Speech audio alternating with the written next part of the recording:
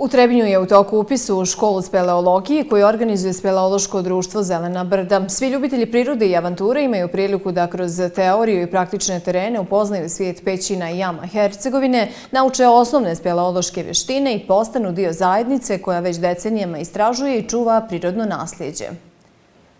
A to nije klasična škola. Znači, iz početka ćemo, kad ih okupimo, zainteresovane upoznati sa šta je to speleologija, šta su to speleološki objekti, šta je to speleološka tehnika, šta mogu da očekuju i onda ćemo sa njima da prošetamo do najbližih speleoloških objekata, to je objekata koji su pogodni za početnike.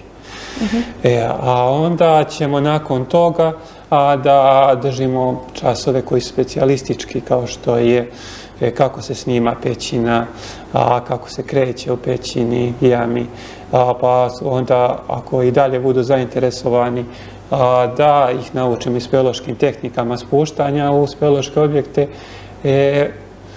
a onda i dalje imaju, ko bude zainteresovan, odgovarati specijalističke oblasti, kao što je, na primjer, biospeleologija, istraživanje faune u podzemlju ili speleoronjenje, ili šta već ima različitih specijalnih oblasti. A speleologiju je teško definisati, jer je to istraživanje.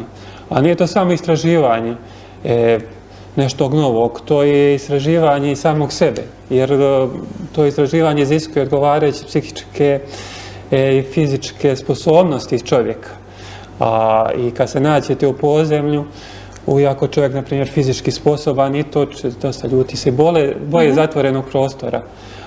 I često ste u podzemlju, iako se ide u grupama, sami u jednom trenutku, tako da ispitujete i svoje neke mogućnosti i sposobnosti kroz sve to. Znači, speleologija jeste istraživanje, speleologija jeste i sport, zato što u svijetu ima odgovarajuća i takmičenja iz te oblasti,